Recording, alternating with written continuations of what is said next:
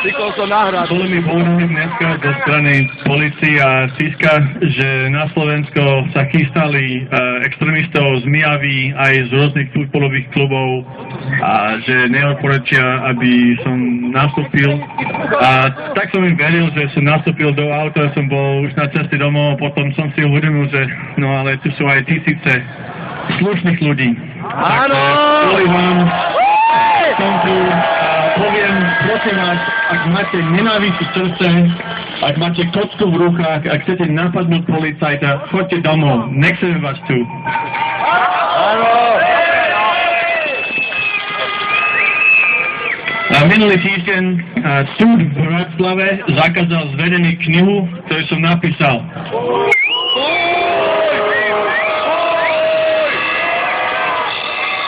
Sudca Branislav Král ju síce nečítal, napriek tomu si bol istý, že vraj predstavuje zásah do práv majiteľa penty Jaroslava Haščáka. A to bol taký vážny zásah, že moje právo, naše právo na slobodu slova a slobodného výmenu názorov a informácie muselo byť potlačené.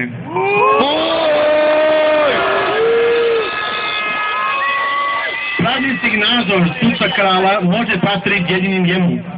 A nakoniec možno slovenský justičný systém ho odmietne. Hrozba, ktorý stelesňuje, že malá skupina chamtivých, bezohľadných a teraz aj bojazných ľudí si môžu kúpiť moc proti nám všetkým, je reálna. Nie je už. Ako napísal americký štátnik Thomas Jefferson, keď nespravedlivosť sa stane zákon, odpor sa stane povinnosťou.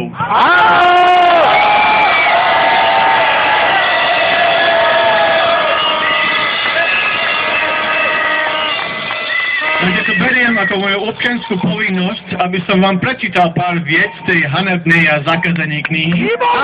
Čítaj!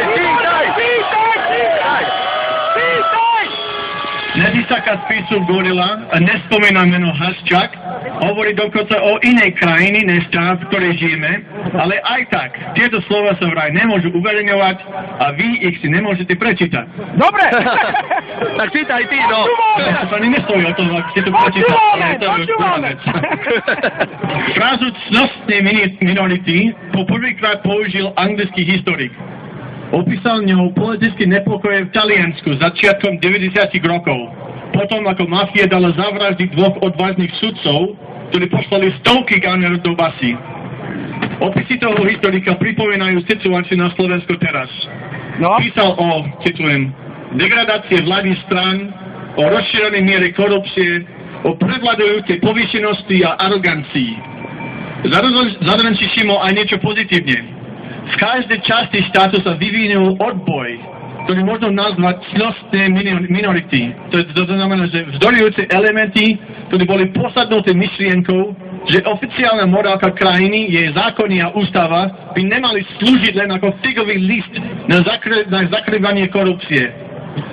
Znechútenosť na spoločnosti nad spôsobom, akým politické strany vládli, boli veľmi rozšírená. Stredná trieda verila v podporu verejnej etiky. Všetci si veľmi celní uvedomovali, ako by veci mali fungovať, hoci skutočnosť bola celkom iná. Myšlienka cnostnej minority sa znova objavuje v knihe ďalšieho historika, ktorý písal o mafii. Len málo krajín má to šťastie, že môžu považovať niektoré veci za jasne dané, ako napríklad fakt, že pred zákonmi sú všetci rovní, alebo že štát sa má slúžiť záujmom všetkých občanov a nie záujom kamarátov a rodiny, alebo kohokoľvek, ktorý je práve pri moci.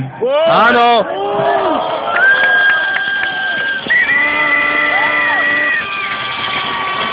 Príliš často musí cnostná minorita zo všetkých vrstiev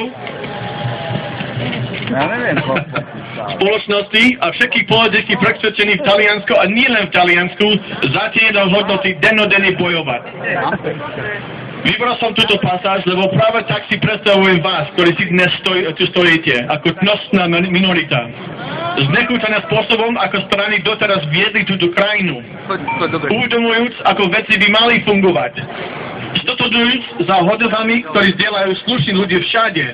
A odhodlaná za tieto hodnoty dennodenne bojovať. Áno!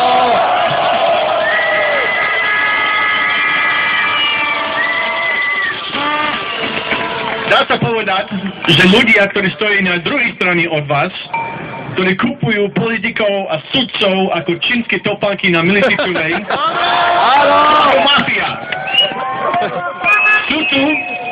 Sú tu v zákulisí od roku 1989, kedy prezliekli kabaty, aby sa z nich stali príklady demokrati, Slováci, veriaci, ale hlavne vlastníci z privatizovaného majetku. A teraz hlboko zatvorení a skoro neodzorovateľní. Keď zavili bombou týchto dvoch talianských sudcov, Falcone a Borsellini, nastalo vlna protestov a v Palerme pochodovali tisíce ľudí.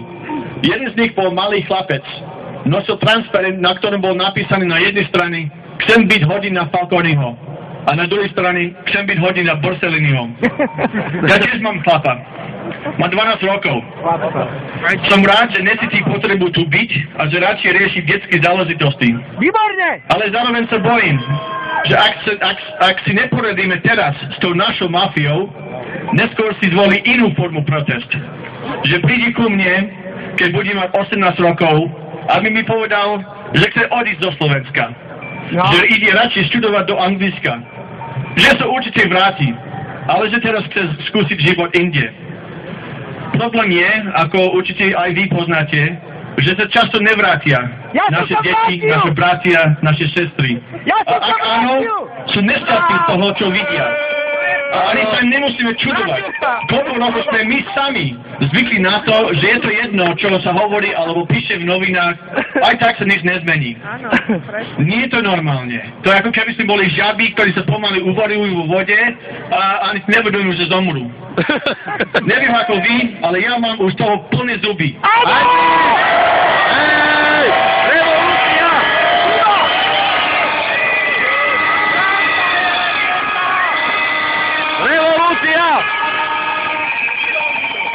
Nechcem, aby moje deti mali na výber len nasledovne.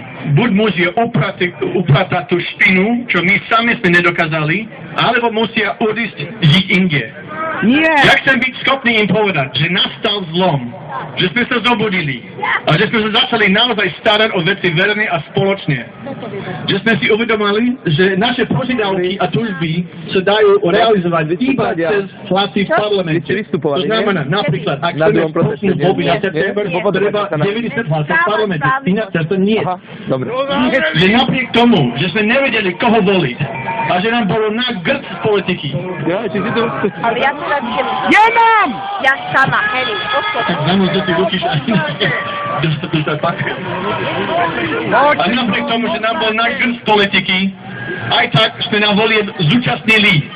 A že potom sme sa sem vrátili toľkokrát, koľko bolo nutné, aby sa potreba zmena realizovala. Každý týždeň budeme chodiť. Toto vám asi nepovie revolucionár, ani holohlavý násilník s kopskou v rukách a túžbu ublížiť policajtovi. Toto vám povie len rodič, ktorý možno cíti hnus a hnev, ale vie, že pochodovať a protestovať neprinesie nič, ak nie sme ochotní sa angažovať demokratické. Áno! Ďakujem veľmi pekne, uvidíme sa na